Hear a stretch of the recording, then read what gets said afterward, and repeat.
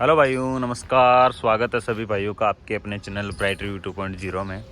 तो भाइयों, आज के इस वीडियो में हम लोग हमारी जो होंडा सीबी साइन है, ये 2018 लास्ट मॉडल है। ये हमने यहीं से जयपुर से ही परचेज़ की थी। तो इसमें क्या है कि थोड़ा पिकअप इश्यू आ रहा है, सर्विस भी आ ही रही है। तो आज हम इसको शोरूम पे लेकर जा रहे हैं, होंडा के शोरूम में, और वहाँ जाके देखते हैं। देखो क्या है, इसका जो क्लच प्लेट वगैरह थोड़ी दिक्कत कर रही है। बता रहे थे, मैकेनिक्स से पूछा कहीं से, तो उन्होंने बोला है कि क्लच प्लेट वगैरह ख़राब हो रखी है इसकी, तो उसकी वजह से तो इसमें कुछ कुछ काम है। जैसे कि आगे के डिस्क पैड भी घसे हुए हैं, तो डिस्क पैड भी डलवाएंगे। तो ओवरऑल जो खर्चा रहता है किस चीज़, मतलब जो अपना क्लच प्लेट वगैरह का ऑयल वगैरह तो चेंज होता ही है जब भी क्लच प्लेट चेंज होती है तब।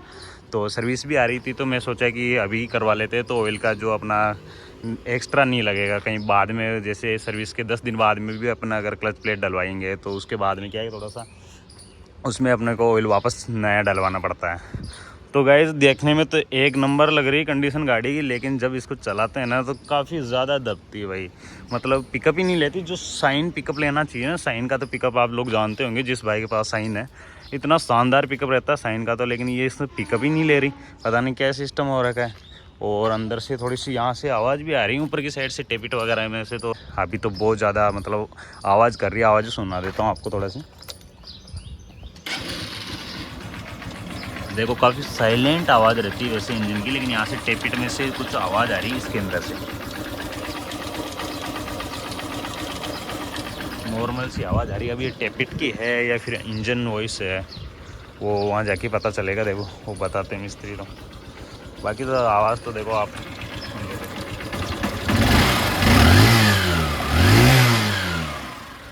जो होंडा की जो ओरिजिनल सीबी साइन की जो आवाज़ है ना, वो कितनी प्यारी है यार। मतलब चलने में भी एक नंबर गाड़ी, काफ़ी कंफर्टेबल। लेकिन अभी मेरे को बहुत ज़्यादा दिक्कत कर रही है, बहुत ज़्यादा ले कर रही। माइलेज तो वैसे देती नहीं है, 50-55 वो भी दे दे तो सही है। बाकी कुछ मैं उम्मीद ही नहीं रखता माइलेज की तो इससे तो। बाकी हाँ, चलने में तो मज़ा दे कम से कम। तो चलिए भाई, चलते हैं शोरूम पे और बताते हैं आपको।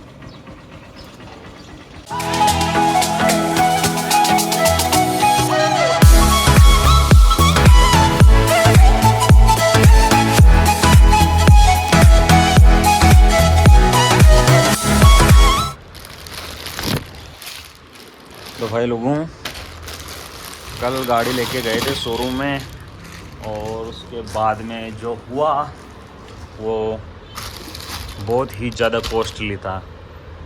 उनसे बोला कि सर्विस करवानी गाड़ी की, तो सर्विस कॉस्ट उन्होंने अप्रॉक्स 2 से 2,500 रुपये बताए।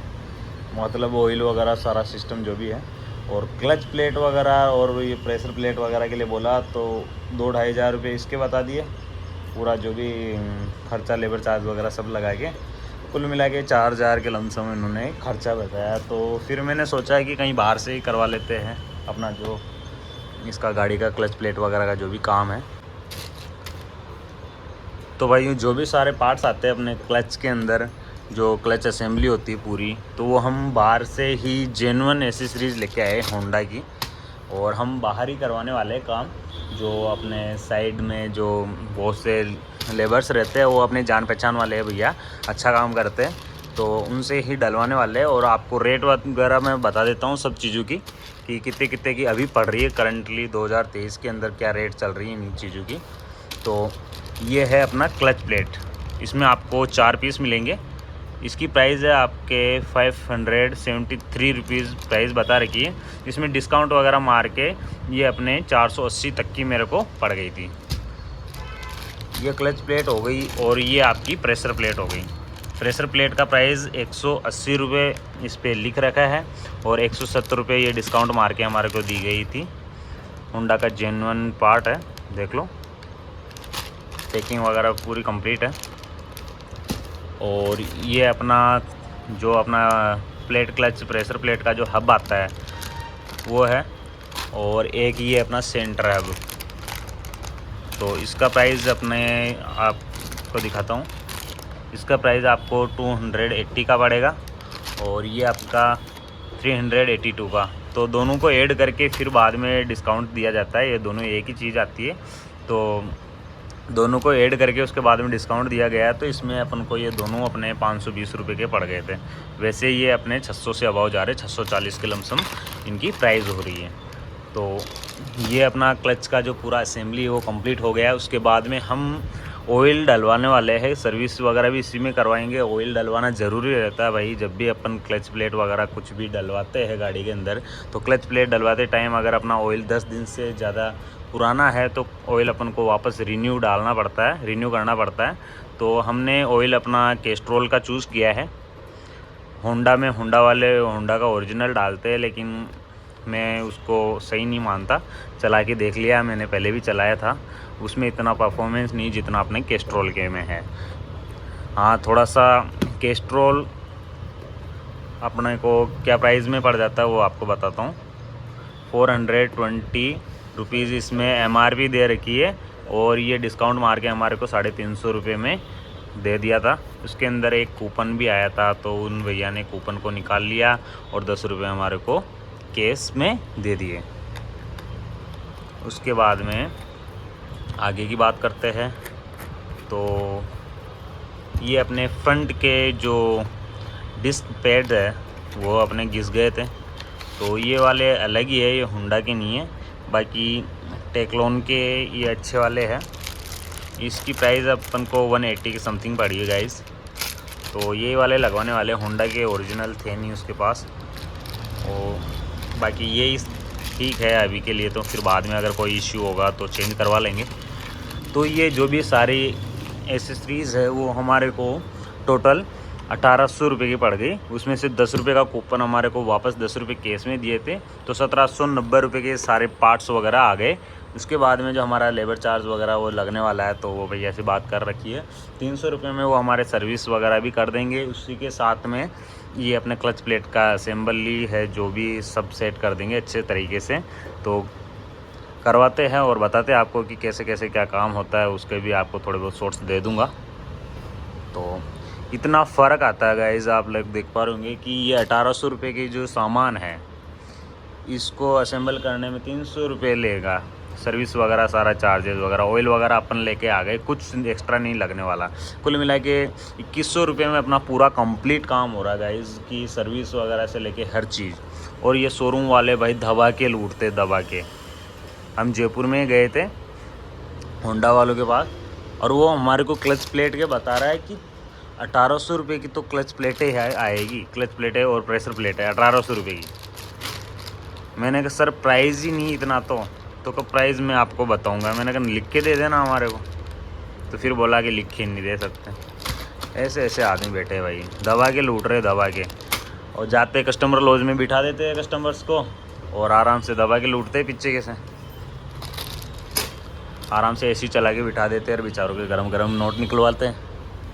तो ये था आज का जो भी फंडा है, इनको अपन इंस्टॉल करवाने जा रहे हैं भैया के पास में, सारे सामान को लेके। उनसे बोल दिया था पहले कि हम एसेसरीज़ वगैरह हम खुद ले आएंगे, तो उन्होंने बोला कोई दिक्कत नहीं है, हम सेट कर देंगे। तो चलिए भाइयों चलते हैं।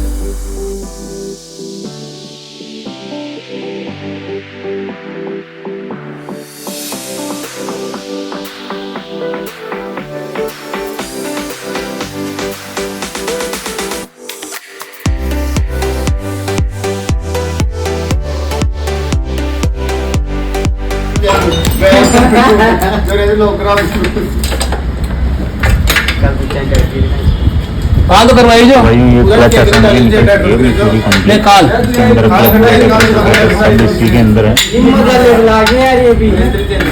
खत्म रेडी।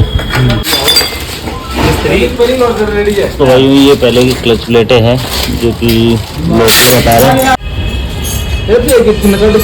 कंडीशन तो इनकी भी सही है, बाकी अपन न्यू डलवा रहे पूरे जो भी सारे सेट हैं।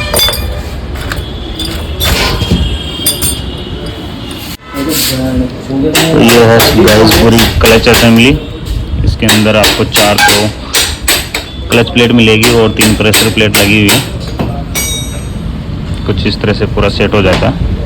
ये अपनी पहले वाली ख़राब वाली हो गई, रख देते हैं। सेट करवाने के बाद में देखते हैं क्या पिकअप में थोड़ा बहुत फ़र्क आता है या नहीं। अभी तो बहुत रद्दड़ पिकअप हो रखा है।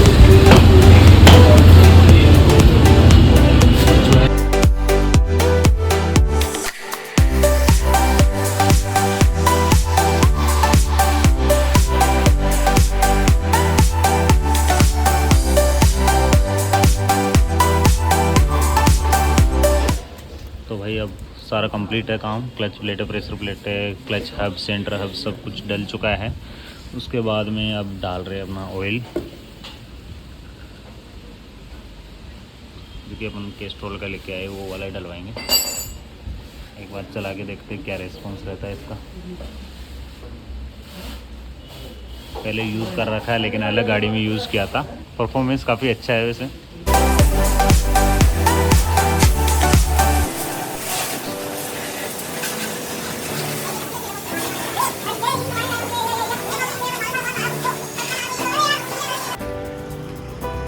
तो भाइयों अपनी जो गाड़ी है वो आ चुकी है कंप्लीट होके। क्लच प्लेटें वगैरह सब कंप्लीट डन हो चुका है। वॉश वगैरह करके गाड़ी हमारे को हैंड ओवर कर दी है। और अगर बात करें इसकी जो टोटल कॉस्ट की कि क्लच प्लेट वगैरह में और ब्रेक शू वगैरह और सर्विस चार्जेस वगैरह में क्या खर्चा आया है, तो वो मैं आपको एस्टिमेटेड बताता हूँ। इसमें जो भी है सारे डिस्काउंट के साथ में चार्जेस, क्लच प्लेट के 520 रुपये है, प्रेशर प्लेट के 170 रुपये है और क्लच हब 580 रुपये का था, जिसके अंदर क्लच हब और सेंटर हब दोनों आ गए। और ऑयल डलवाया था हमने कैस्ट्रोल का, उसकी रेट आई थी हमारे को 350। उसी के अंदर 10 रुपये का कूपन बैक आया था, तो वो उसने मेरे को कैश दे दिया था 10 रुपये, तो 340 रुपये का ऑयल का पड़ गया था।